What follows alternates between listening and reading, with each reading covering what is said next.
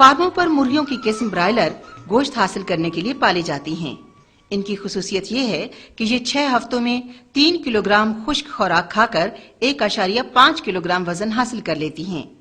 مرغیوں کی پرورش کے دوران ان باتوں کا خیال رکھنا بے حد ضروری ہے۔ بچھالی کی دیکھ بھال۔ فرش پر تقریباً 2 انچ موٹی بچھالی کی تہ بچھائیں۔ پہلے سے استعمال شدہ بچھالی دوبارہ استعمال نہ کریں۔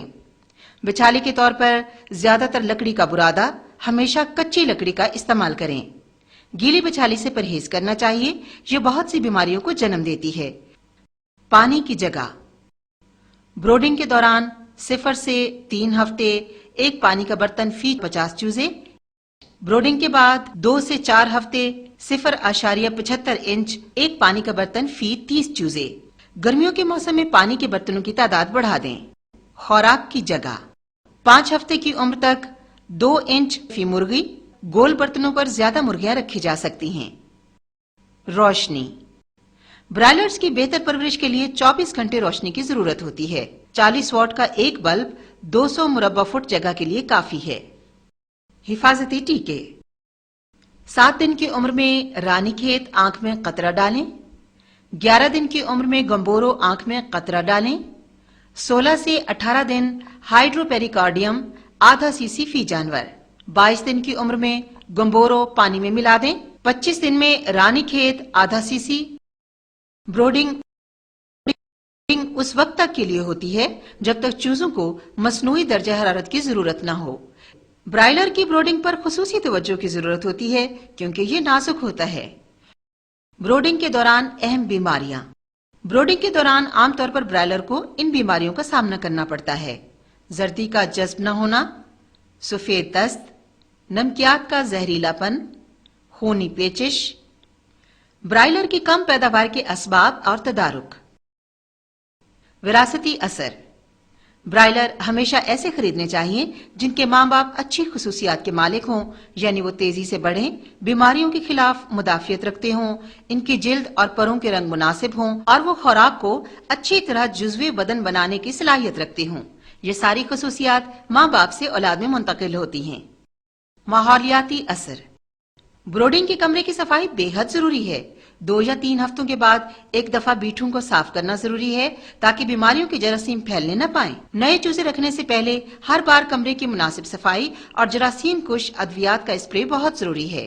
بیمار مرے ہوئے چوزوں اور پروں کو مناسب طریقے سے دبا دینا چاہیے یا اس طرح ضائع کریں کہ بعد میں نقصان دہ ثابت نہ ہو اور بیماریاں پھیلانے کا سبب نہ بنے۔ چوزوں کی مناسب صحت کے لیے سورج کی روشنی کا کمرے میں آنا بھی بے حد ضروری ہے۔ درجہ حرارت۔ درجہ حرارت زیادہ ہونے سے مرغیوں میں پانی کی کمی ہو جاتی ہے، جانور خوراک کھانا چھوڑ دیتا ہے اور ان کا وزن کم ہو جاتا ہے۔ علاوہ ازیں مرغیاں پانی زیادہ پیتی ہیں اور ان کے فضلات میں بھی پانی زیادہ ہوتا ہے۔ درجہ حرارت ہمیشہ مناسب ہونا چاہیے۔ درجہ حرارت کم ہونے سے مرغیاں اپنے جسم کو گرم رکھنے کے لیے زیادہ خوراک کھاتی ہیں اور نمونیا ہونے کے مواقع بڑھ جاتے ہیں۔ سردیوں کی راتوں میں کھڑکیوں پر پردے لگانے چاہیے تاکہ ٹھنڈی ہوا کمرے میں نہ آ سکے۔ ہوا میں نمی کا تناسب۔ ہوا میں نمی کا تناسب ہمیشہ 65% ہونا چاہیے۔ کم یا زیادہ نمی کے تناسب سے جانوروں کی نشو و نما اثر انداز ہوتی ہے۔ ہوا میں نمی کا تناسب زیادہ ہونے سے بچھالی گیلی رہے گی، ہوا میں نمی کا تناسب کم ہونے سے بچھالی میں مٹی ہوگی اور سانس کی بیماریاں پھیلیں گی۔ ہوا کی آمد و رفت۔ بروڈنگ کے کمرے سے نمی، نقصان دہ گیسوں اور گرمی کے اخراج کے لیے ہوا کی متواتر آمد و رفت بہت ضروری ہے تاکہ چوزوں کو سانس لینے کے لیے تازہ ہوا مل سکے۔ ہوا کی مناسب رفتار ایک چوزے کے لیے 1 منٹ میں 0.1 مکعب فٹ ہے۔ باہر سے آنے والی ہوا کو گرم کرنے کے لیے کمرے کا درجہ حرارت جو عام طور پر 75 سے 80 ڈگری فارنہائٹ ہوتا ہے، اس سے کچھ زیادہ رکھنا بہتر ہے۔ فارمر عام طور پر بروڈر ہاؤس میں سردیوں میں مطلوبہ درجہ حرارت حاصل کرنے کے لیے پردے لگا کر شیڈ کو مکمل طور پر بند کر دیتے ہیں۔ اس سے ہوا کی کمی کی وجہ سے آکسیجن کی کمی ہو جاتی ہے، ایسا ہرگز نہیں کرنا چاہیے۔ فرشی جگہ۔ فرشی جگہ کم کرنے سے چوزوں میں شرح اموات میں اضافہ اور نشو و نما کم ہو جاتی ہے۔ مرغیاں خوراک کم کھاتی ہیں اور ایک دوسرے کو کاٹنے لگتی ہیں۔ پہلے 4 ہفتوں تک چوزوں کو 6 مربع انچ اور اس کے بعد 1 مربع فٹ فی برائلر جگہ دینی چاہیے۔ سردیوں میں یہ جگہ 10% کے حساب سے کم کی جا سکتی ہے۔ زہریلی گیسیں۔ پولٹری فارم پر بہت سی گیسیں اگر زیادہ مقدار میں پائی جائیں تو خطرناک ہوتی ہیں، جس سے شرح اموات میں اضافہ ہوتا ہے، مثلا carbon dioxide, carbon monoxide, methane, ammonia وغیرہ۔ اگر گیس زیادہ ہو جائے تو اس سے بچنے کے لیے عمارت میں ہوا کی آمد و رفت بڑھا دیں۔ خوراک کی اقسام۔ مرغیوں کی خوراک مختلف قسموں میں دستیاب ہے، جو کہ میش، پیلٹ اور کرمبل کہلاتی ہے۔ بیماریوں کی روک تھام۔ پہلے ہفتے میں زردی جذب نہ ہونا اور پیچھا بند کی بیماری ہو سکتی ہے۔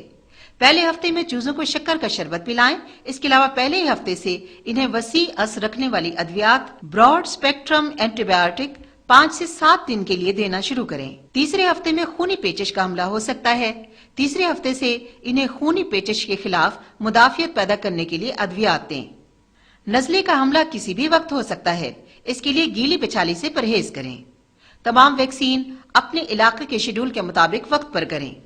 برائلر کی صفائی پر خصوصی توجہ دیں، کیونکہ لیئر کی نسبت اس میں بیماری کا زیادہ اندیشہ ہوتا ہے۔ برائلر کی آمد سے پہلے کمرے کی تیاری۔ برائلر کے آنے سے پہلے صفائی کے بعد کم از کم 15 دن کے لیے کمرے کو کھلا چھوڑ دیں تاکہ تمام جراثیم ختم ہو جائیں۔ سب سے پہلے کمرے کے کسی کونے یا درمیانی حصے کا انتخاب کریں جہاں کمرے میں سیدھی ہوا نہ آئے۔ اس حصے کی صفائی کے بعد اس میں لکڑی کا برادہ 2 انچ اونچا بچھا دیں اور جگہ کی پیمائش 0.5 مربع فٹ کے حساب سے کر لیں۔ اس جگہ کے ارد گرد حفاظتی کارڈ بورڈ یعنی چیک کارڈ لگا دیں تاکہ چوزے اس سے باہر نہ جا سکیں اور انہیں مناسب درجہ حرارت ملے۔ 7-8 دن بعد اسے اٹھا دیں۔ برائلر کی بیماریاں۔ انڈے دینے والی مرغیوں والی بیماریاں برائلر میں بھی حملہ کر سکتی ہیں، مثلا رانی کھیت، خونی پیچش، زردی کا جذب نہ ہونا، دست، زہریلی خوراک، نمکیات کا زہریلا پن، نزلہ، زکام وغیرہ۔ گمبورو۔ یہ بڑی نقصان دہ اور شدید قسم کی متعدی بیماری ہے۔ عام طور پر 1 سے 6 ہفتے کے دوران چوزے اس بیماری کا شکار ہوتے ہیں۔ اس مرض کا سب سے بڑا نقصان یہی ہے کہ اس کے حملے کے نتیجے میں چوزے کے وہ اندرونی غدود ضائع یا غیر مؤثر ہو جاتے ہیں جو جسم میں امراض کے خلاف تحفظ کی تحریک پیدا کرتے ہیں۔ لہٰذا اس مرض کے بعد فلاک میں دیگر امراض مثلا رانی کھیت، خونی پیچش اور میرکس وغیرہ کے لیے راہیں کھل جاتی ہیں اور فارمر حضرات کو متواتر مسائل کا سامنا کرنا پڑتا ہے۔ علامات۔ چونکہ اس بیماری کی علامات اچانک ظاہر ہوتی ہیں، اس لیے متاثرہ چوزے اچانک سست اور کمزور نظر آنا شروع ہو جاتے ہیں۔ چوزوں کے پچھلے پر غبار آلود ہو جاتے ہیں، چوزوں کو سردی محسوس ہوتی ہے اور وہ کمروں کے کونوں میں اکٹھا ہونا شروع ہو جاتے ہیں۔ بعض چوزوں پر کپکپی طاری ہو جاتی ہے۔ چوزوں کو سفید دست شروع ہو جاتے ہیں۔ سفید دستوں کا لیسدار مادہ مقعد کے گرد چمٹ جاتا ہے۔ علاج۔ چونکہ یہ مرض وائرس کی وجہ سے ہوتا ہے، اس لیے اس بیماری کا کوئی علاج ممکن نہیں۔ احتیاطی تدابیر کے طور پر ان طریقوں پر عمل کیا جائے تو اچھے نتائج برآمد ہوں گے۔ اگر گمبورو کی ویکسین کے لیے 15 سے زیادہ دن گزر گئے ہیں اور بیماری کا حملہ ہو گیا ہے تو ویکسین دوبارہ کر دی جائے۔ اس سے وہ تمام چوزے جو اس بیماری کا شکار ہو گئے ہیں وہ مر جائیں گے اور باقی جو بچیں گے ان میں بیماری کے خلاف قوت مدافعت پیدا ہو جائے گی۔ چوزے کے جسم کا درجہ حرارت کم کرنے کے لیے APC پیراسیٹامول کی 1 گولی 1 لیٹر پانی میں یا کیلپول شربت کا 1 چمچ 1 لیٹر پانی میں ملا کر دیا جائے۔ بازار سے کوئی بھی اینٹی بایوٹک مثلا ٹریبریسن، TM200 وغیرہ لے کر چوزوں کو دی جائے تاکہ وہ دوسری بیماریوں سے بچے رہیں۔ وائٹامنس بھی چوزوں کو خوراک یا پانی میں ملا کر دیں۔ زیادہ طاقتور راشن دیا جائے۔ 50 حصے مکئی، 25 حصے گندم اور 25 حصے چاول۔ 8 کلو خشک دودھ 100 کلو راشن کے لیے۔ ڈبے کی ہدایت کے مطابق وائٹامنس۔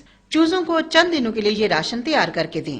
مرغیوں کا نزلہ زکام اور کھانسی۔ مرغیوں میں نزلہ زکام اور کھانسی علیحدہ علیحدہ امراض ہیں۔ ان کی وجوہات بھی مختلف ہوتی ہیں۔ ان میں متعدی نزلہ اور سانس کا دیرینہ مرض جرثوموں کی بدولت اور متعدی کھانسی ایک وائرس کی بدولت پیدا ہوتی ہے۔ یہ تینوں امراض مختلف نوعیت کے ہوتے ہیں۔ رانی کھیت۔ رانی کھیت ایک انتہائی متعدی اور مہلک وائرس سے پھیلنے والی بیماری ہے۔ رانی کھیت کی عام علامات میں سانس میں مشکل، لنگڑا پن، ٹانگوں کا فالج، گردنوں کا مڑ جانا شامل ہیں۔ رانی کھیت کی بیماری سے بچاؤ کے لیے ایک نہایت مؤثر ٹیکہ موجود ہے۔ بیمار مرغیوں کو ٹیکہ لگانے کا کوئی فائدہ نہیں۔ ٹیکے کے ایک ایمپیول میں خشک دوا ہوتی ہے، وہ 100 مرغیوں کے لیے کافی ہوتی ہے۔ اس ایمپیول کو ہر وقت تھرمس میں برف کے اندر رکھنا چاہیے اور دھوپ سے بچانا چاہیے۔ ٹیکا تیار کرنے کی ترکیب: ایک صاف بوتل میں کشید شدہ پانی 100 سی سی ڈالیں اور برف میں لگائیں اور سورج کی روشنی سے بچا کر رکھیں۔ دوا کی ٹیوب کا سر احتیاط سے توڑیں اور اس میں تقریباً 1 سی سی یخ بستہ کشید شدہ پانی سرنج سے ڈالیں۔ سرنج میں نکالی ہوئی حل شدہ دوائی برف میں لگی ہوئی بوتل میں ڈالیں اور اچھی طرح ہلا کر ملا لیں۔ دوا کی خالی ٹیوب میں بوتل میں سے 1 سی سی ٹھنڈا پانی دوبارہ ڈال کر پھر اس بوتل میں ڈالیں۔ اس طرح تمام دوائی بوتل میں حل کر لیں۔ یہ محلول 2 گھنٹے